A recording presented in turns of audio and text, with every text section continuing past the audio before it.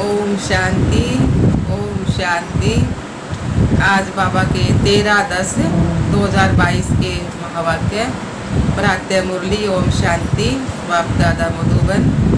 बाबा ने कहा, मीठे बच्चे जी बाबा, अब तुम्हारी दिल में खुशी की शहनाई बजनी चाहिए। बाबा ने कहा, अब तुम्हारी दिल में खुशी की शहनाई बजनी चाहिए, क्योंकि बाप आए हैं हाथ में हाथ देकर साथ ले जा। अब तुम्हारे सुख के दिन आए कि आए। सतयुग नज़दीक से ना इधर प्रश्न आया बाबा का। अभी नए झाड़ का कलम लग रहा है, इसलिए कौन सी खबरदारी अवश्य रखनी है। नया झाड़ का कलम लग रहा है भी हो तो बाबा का, इसलिए कौन सी खबरदारी अवश्य रखनी है। उत्तर आया है, नए झाड़ को तूफान बहुत लगते हैं ना, तो ऐसे ऐसे तूफान आते हैं जो सब फूल फल आदि गिर जाते। तो यहाँ भी तुम्हारे नए झाड़ का जो कलम लग रहा है, उसे भी माया जोर से हिलाएगी। अनेक तूफान आएंगे, माया संशय बुद्धि बना देगी, बुद्धि में बाप की याद भी नहीं होगी, तो मुरझा जाएंगे ना, गिर भी पड़ेंगे। इसलिए बाबा कहते, बच्चे माया से बचने के लिए मुख में मुलहरा डाल दो, अर्थात धंधा आदि भल करो और बुद्धि से बाप को याद करते रहो। यही है मेहनत। गीत आया है, ओम नमो शिवाय। ओम माने मैं आत्मा, नमो माने नमस्कार, शिवाय माने शिव। मैं आत्मा शिव बाबा को नमस्कार करती हूँ। ओम शांति। तुम बच्चों को अच्छी तरह निश्चय हो गया है कि बाबा आकर नई दुनिया रचते हैं, जो हम पतित हैं उनको पावन बनाने के लिए। ऐसे नहीं कि सृष्टि है ही नहीं और बाप आकर रचते हैं। बाप को बुलाते हैं कि हम जो पतित हैं उनको आकर पावन बनाओ। दुनिया तो है ही, बाकी पुरानी को नई करते हैं ना। यह ज्ञान मनुष्यों के लिए है, जानवरों के लिए नहीं है, क्योंकि मनुष्य पढ़कर मर्तबा पाते। अभी जो दुख देने की सामग्री है, इसमें सब आ गए। दे के धर्म आदि सब आ गए। तो बाप इस दुख की सामग्री को सुख का बनाते हैं। तब बाप ने कहा है, मैं दुख धाम को सुख धाम बनाता हूँ। मैं हुई दुख करता, सुख करता। अब तुम्हारे अंदर सहनाई बजनी चाहिए कि हमारे सुख के दिन अब आए कि आए, सामने आ रहे। जानते हो कि बाबा कलप के बाद मिलते हैं, और कोई ऐसे किसके लिए नहीं कहते। भगवान आते ही हैं भक्तों की सतगति करने। अपने साथ हाथ में हाथ देकर ले चलता हूँ। ऐसे नहीं कि सुख धाम में जाकर तुमको छोड़ देता हूँ, नहीं। इस समय के पुरुषार्थ अनुसार आप पे ही जाकर प्रारब्ध भोगते हो। जितना जो औरों को समझाते हैं, उतना उनको ड्रामा पक्का हो जाता है। मनुष्य कोई ड्रामा को देखकर आते हैं तो कुछ दिन तक पक्का हो जाता है, तो तुमको यह भी पक्का हो जाता है, क्योंकि यह बेहद का ड्रामा है।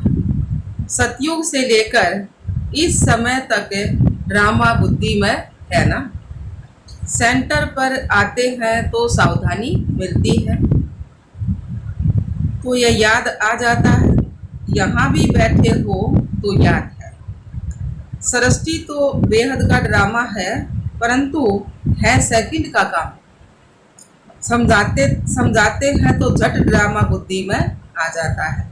जानते हैं कि कौन कौन आकर धर्म स्थापन करते हैं। मूल वतन को याद करना भी सेकंड का काम है।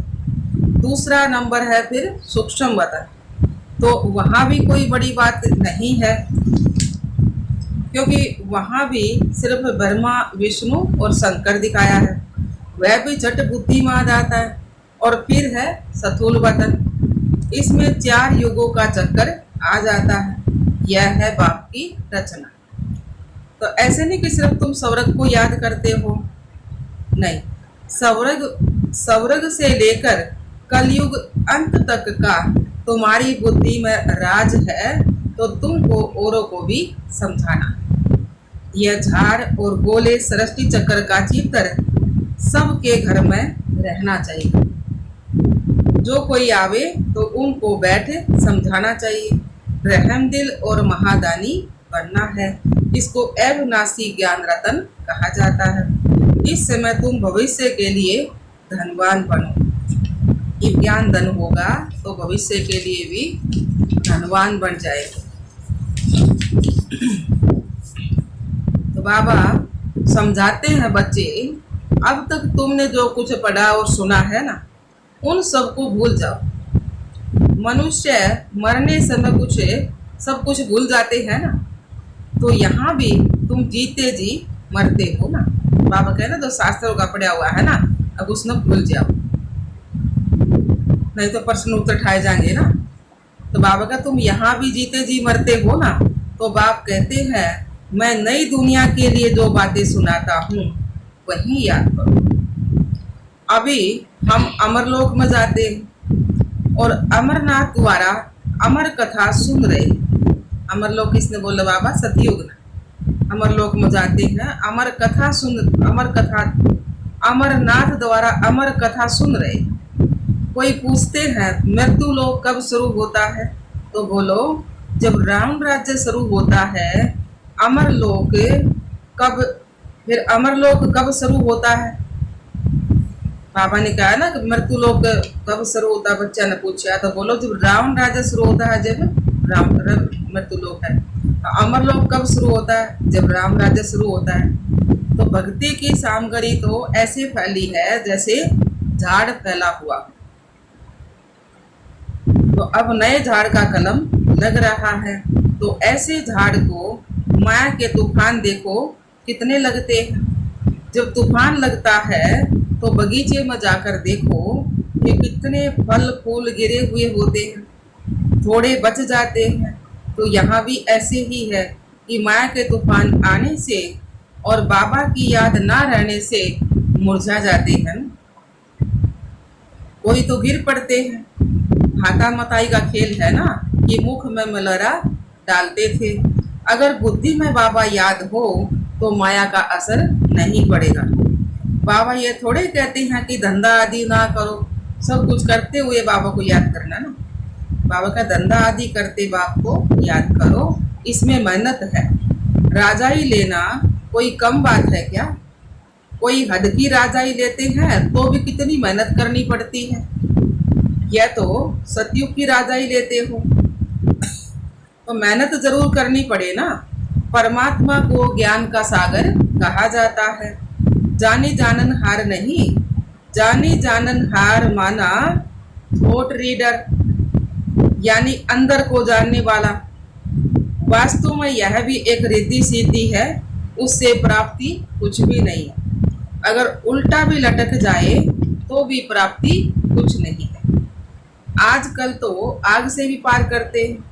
एक सन्यासी था, उसने आग से पार किया। सुना है सीता ने आग से पार किया, तो यह भी आग से पार करते हैं।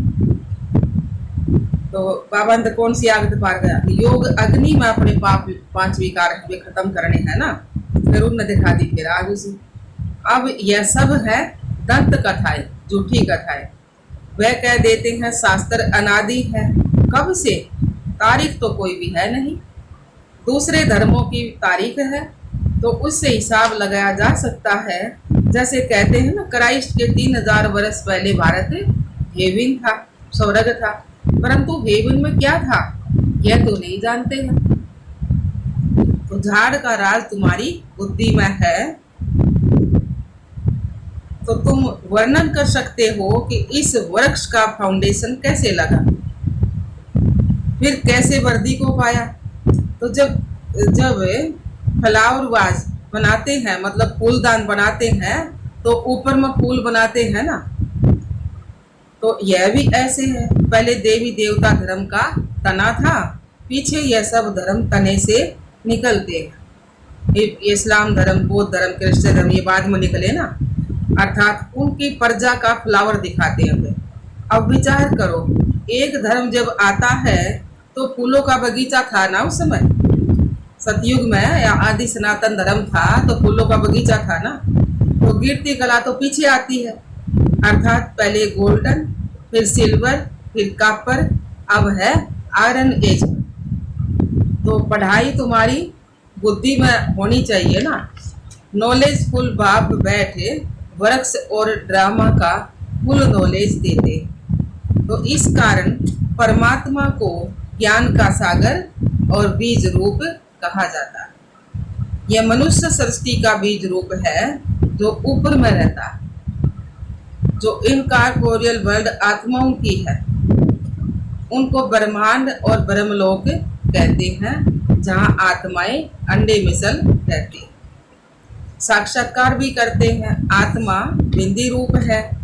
तो जैसे फायर फ्लाई मतलब जुगनू वो आकर ना पट बीजना का आकर, तो जो इकट्ठे उड़ते हैं तो जगमग होती है ना, परंतु वह लाइट कम है, तो आत्माएं भी इकट्ठी उड़ेंगी।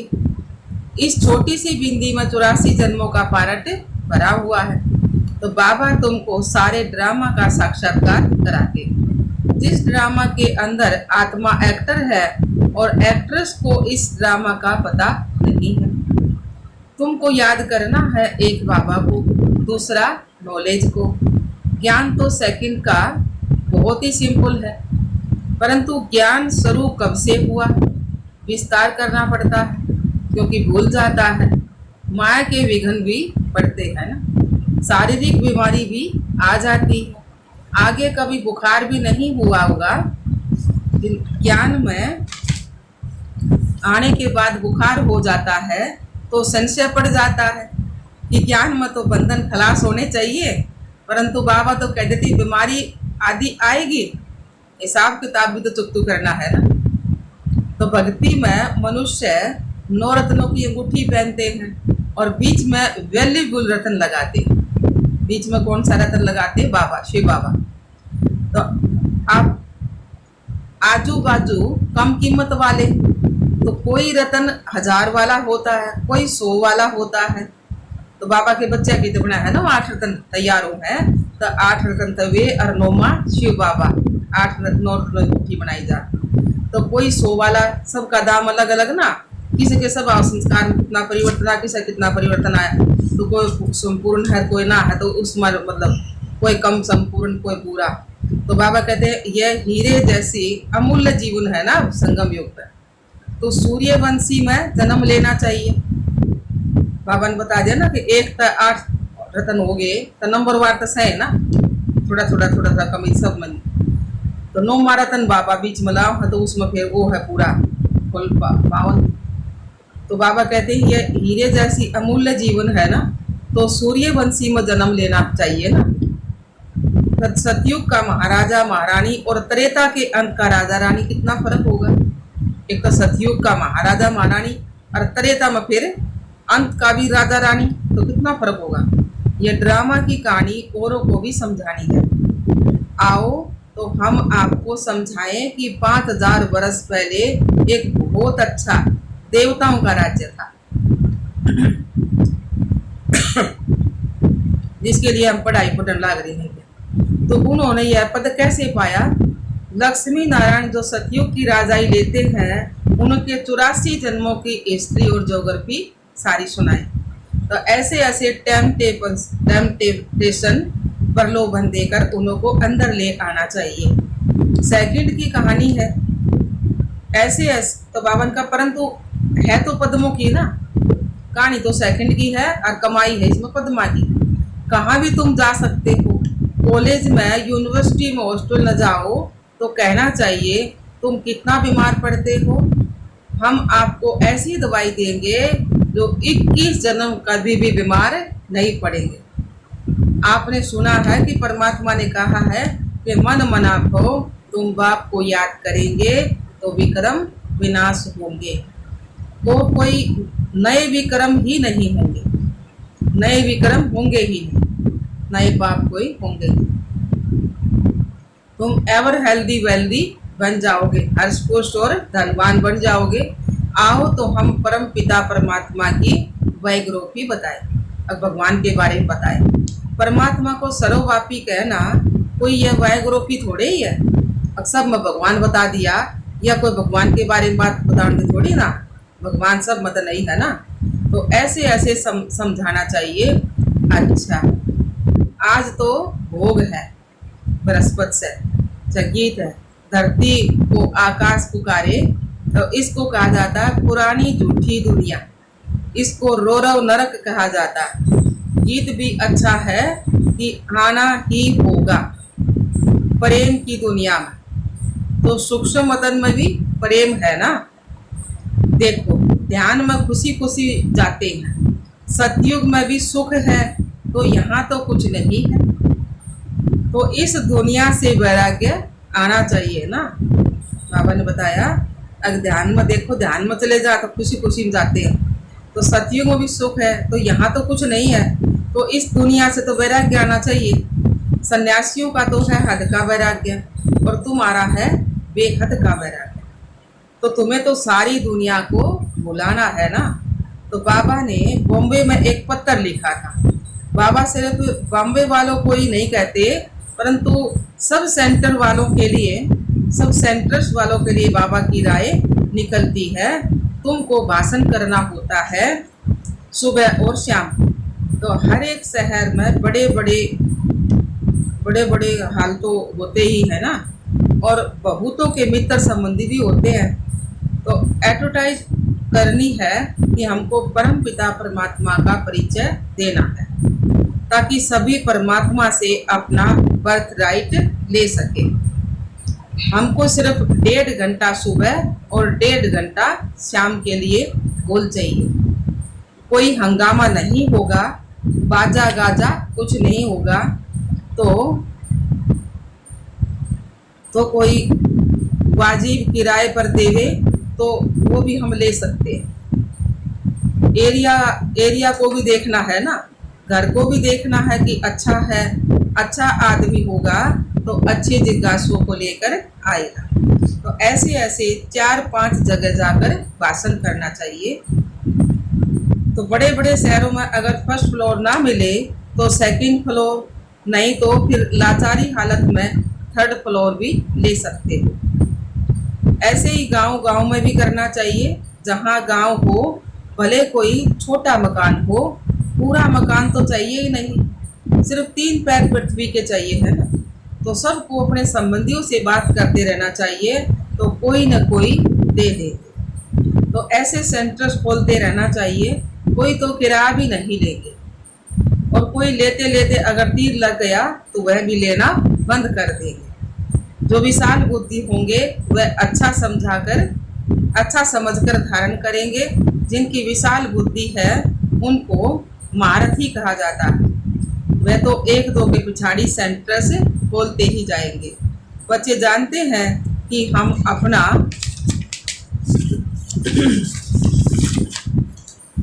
राज्य श्रीमत पर गुप्त ही गुप्त स्थापन कर रहे, और कोई जान नहीं सकते कि कैसे स्थापन करते हैं, बस पवित्र रहना।